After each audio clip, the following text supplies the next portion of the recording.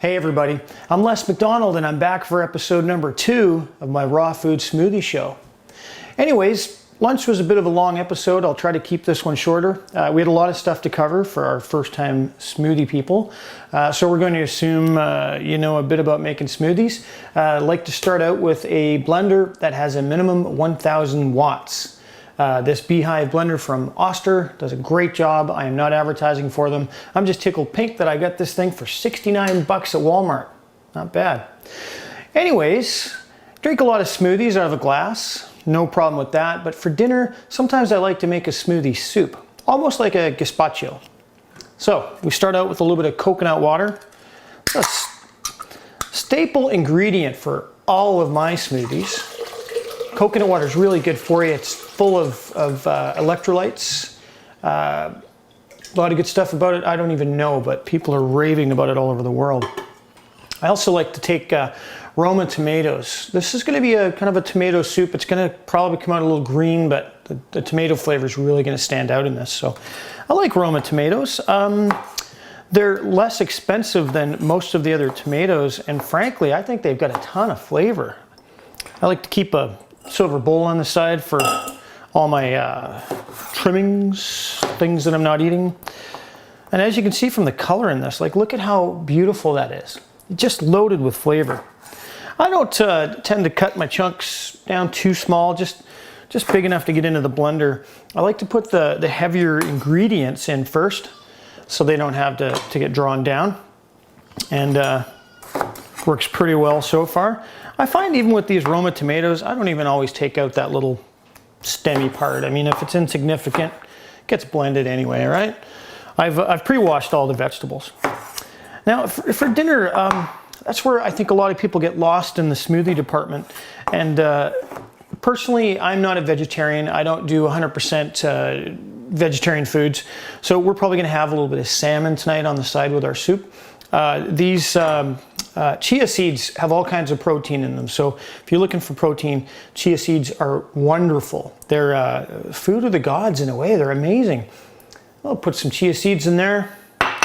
I like to put some olive oil in with this as well. I think that any great tomato dish has to have olive oil. Anyways, green pepper. I love putting green peppers in quite a few of my smoothies, not all of them. But when I'm making a cold smoothie soup with tomato, I think green pepper is just a fantastic add-on. It's just really tasty. Doesn't overpower.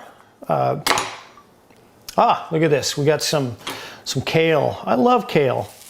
Kale is really fleshy. Adds a lot of substance to whatever you're eating. So I think it's great. It just makes you feel like you're full. I'm sure it must clean out your insides. I mean, it feels like sandpaper in a way. So put that in there. Feel good. Off we go. I hope you didn't find my last episode too long, but there was a lot of ground to cover, and we'll keep these ones shorter because you already know. But if I can impair any knowledge whatsoever about the food that I'm serving, I'll try. And just for good measure, I've got a little bit of red chard here. These are also great winter vegetables. They hold up in the fridge for quite a while. I find chard and kale seem to last forever in the fridge without spoiling, which is great because when you're buying fresh produce, it's really horrible to have to throw stuff out. Avocado. Oh, avocado. I can't say enough about avocado. It is apparently, there's enough in there that you can live off just avocado alone. I'm not going to test that theory, but sure is tasty. All right, here we go. Now, one thing you might have noticed is that I'm putting the pit in with my smoothie. And I think there's no reason you can't put the pit in there. I'm not going to put the whole skin in there. But the pits have a lot of really, really great vitamins and minerals that you might be missing out on. So get them in there. And you know what? If it's a seed, and seeds start life, I think there's got to be a ton of good things in there. So anyways, that's my theory. 2 cloves of garlic, all right?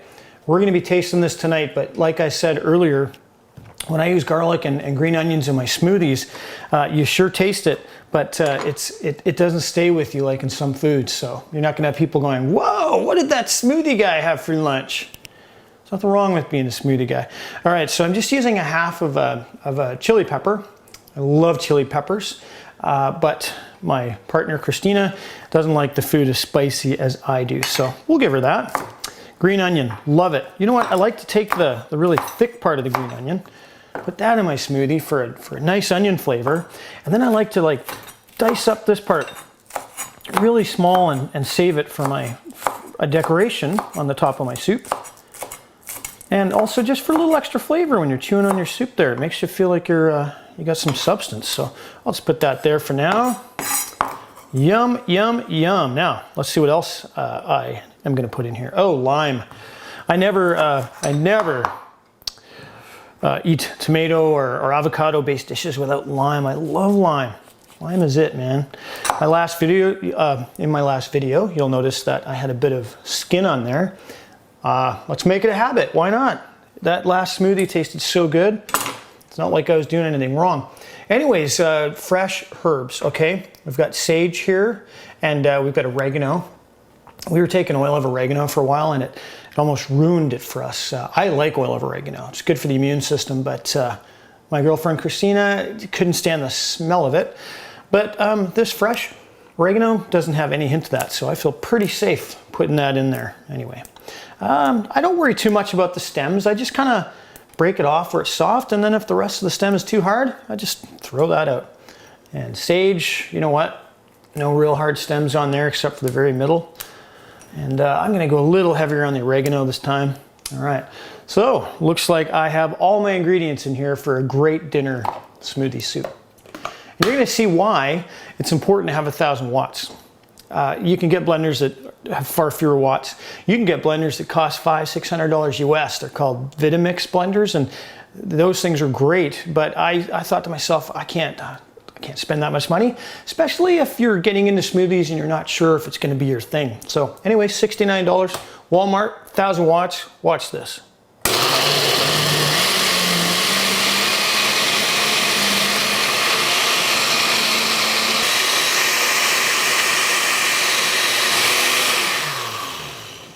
Wow, that just pulverized those vegetables.